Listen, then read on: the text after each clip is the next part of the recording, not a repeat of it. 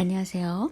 요 바로 앞 동영상 63번에서 김철옹 장신대 교수에 대해서 언급을 했는데 좀 뒤가 잘렸더라고요. 이 사람은 국정농단 세력인 박근혜를 전적으로 지지를 하고 있고요, 현재. 그러면서 그 백남기 농민 사건에 대해서도 막말을 했고요. 박근혜 시절에는 교과서 뉴라이트화에 오히려 찬성을 했고, 본인은 과거에 주사파 막시스트였다고 그래요. 그랬다가 이제 미국에 가서 그 신학을 공부하면서 많이 바뀌었나 보죠. 그런데 이상한 것은 한국에 와서 장신대에서 그 보수세의 도움으로 교수 자리를 얻었다고 그러고요.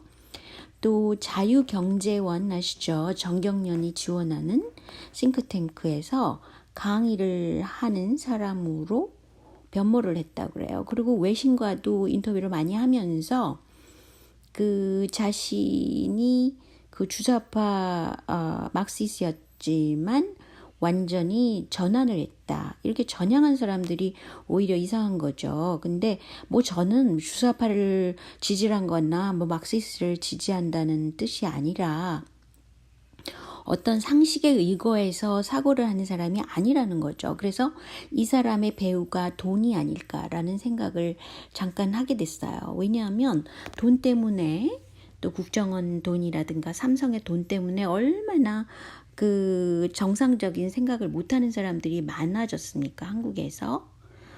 그렇기 때문에 그렇다고 생각을 했는데요.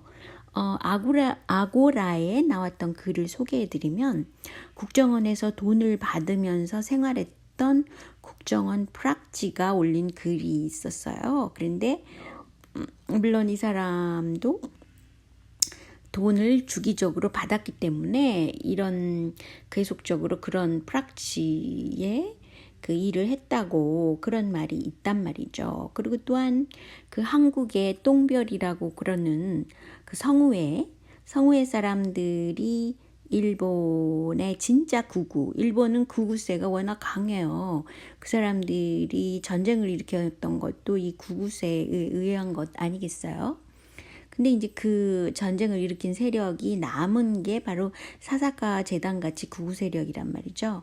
근데 이제 이 재단 사사카에서 돈을 받아가지고 뭘 했냐면 외유 뭐 밖에 나가서 돌아다니면서 여행 경보를 썼다는 거예요.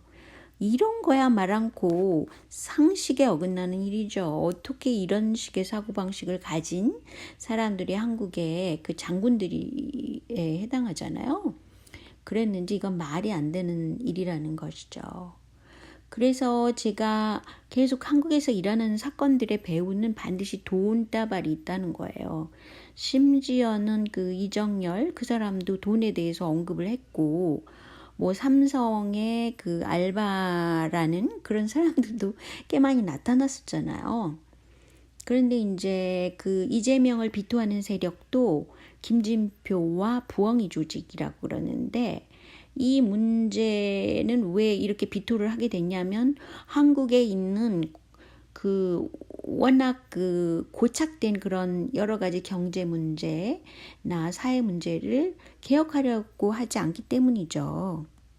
그리고 아직 매크로법이 제정되지도 않은 상태에서 또 문재인 정부가 세워진 과정에서 어떤 돌이킴과의 연관성도 있고 그것이 이미 드러났기 때문에 이제 와서 이재명을 무조건 비토하고 유시민은 오히려 드루킹과 친했던 사람인데 자기가 그 나팔을 불면 뭐 많은 사람들, 대중들이 눈 감아줄 거라고 생각하는 건 큰 오산이라는 거죠.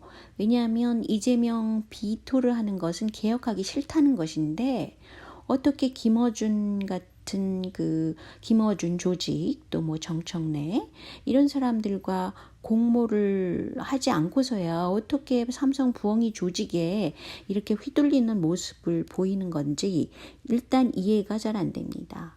그리고 사실 노무현 정부라는 것도 삼성 정부였고 FDA를 열심히 추진한 신자유주의적인 경제정책을 썼다는 거죠.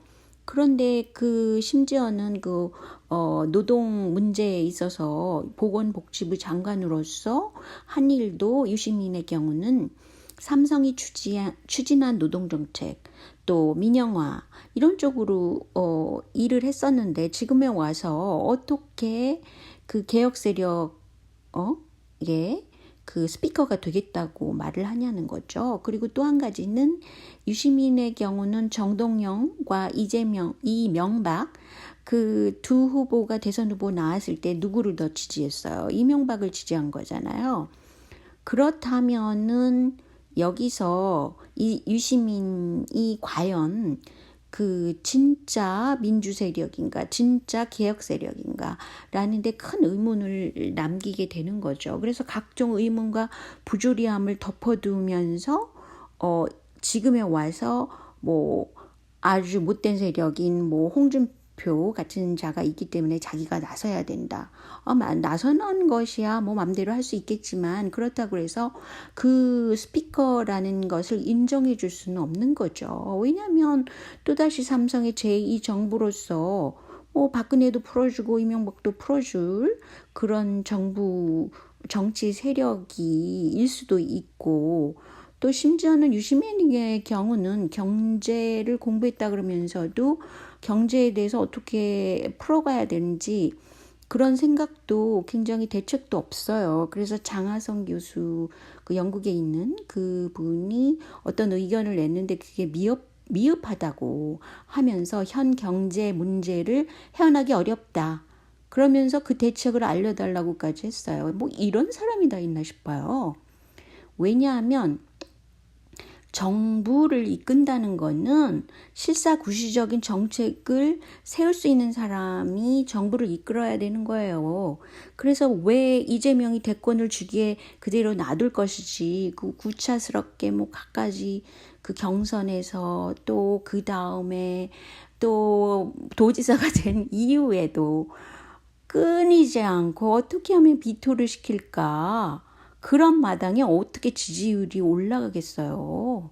그러니까 같은 정당 내에 가장 차기 대권 후보로 강하게 어필된 이재명을 끌어내리려고 안달이다라고 일본 언론도 다뤘다고 그러잖아요.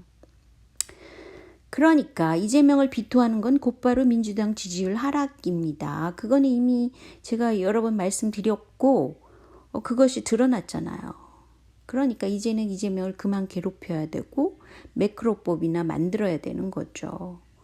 뭐 삼성이란 그 자본력이라는 거는 박정희 때부터 뭐 노무현에 이르기까지 또 노무현 이후에도 계속 쭉 이명박 뭐 박근혜 그 다음에 지금 문재인까지 계속 그 정책적으로 관여를 하고 있잖아요. 그러니까 어떻게 보면 김진표, 삼성이나 롯데, 이명박이나 피상파장이라는 거죠.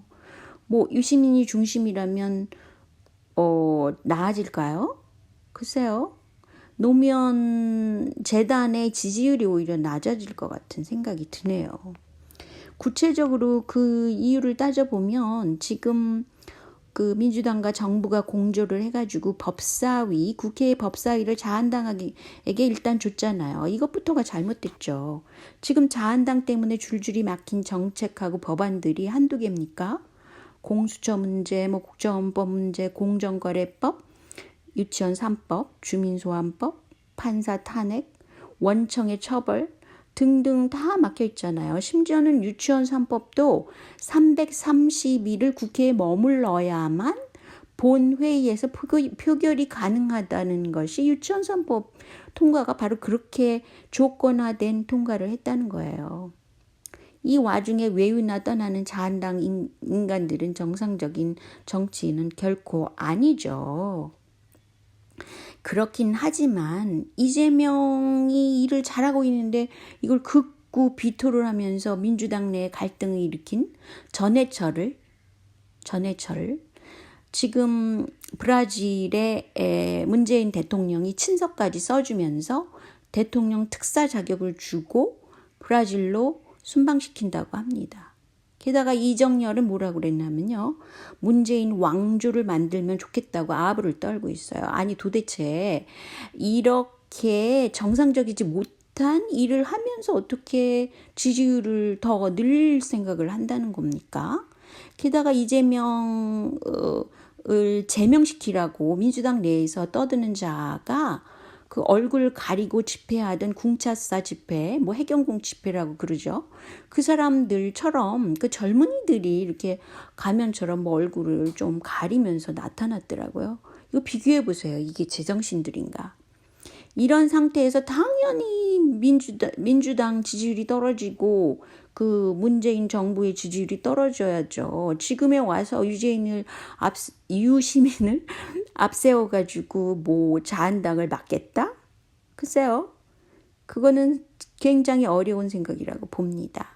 게다가 뭐 산업안전보건법을 뭐 통과시켰다, 뭐 개정했다. 라고 그래서 그 자세한 거를 많은 사람들이 모르고 그래 잘했어 뭐 문재인 정부 잘하고 있어 라고 생각하나 본데 내용을 보니까 위험 작업 외주화는 중지하지도 못했고 두 번째로 원청 중에서 삼성 반도체의 화학물질을 공개도 못했답니다. 그리고 기업살인법은 심의도 안 했다 그래요. 게다가 김용긴 씨 사망한 그 젊은이요. 가 일하던 태안화력인가 거기는 오히려 하청업체의 입막을 위해서 업무상 기밀 누출을 하지 말라고 각서까지 쓰게 했다고 그러면서 이번 개정이 적용이 안 될 거라고 그럽니다. 이런 무슨 언론 플레이를 그동안 또 이걸 가지고 했다는 것이죠. 그리고 땜질을 그렇게 그냥 땜질만 하고 언론 플레이 할 거인가요? 근데 자한당에서 연동형 비례대표제까지 논의를 한 바가 있다고 그래요. 그런데 이제 그것을 그렇게 비례대표제라는 건 지역별 국회의원을 뽑는 그런 기존의 제도의 비례대표제를 하나 더 첨가한 거잖아요. 정당 지지세를 주기 위해서.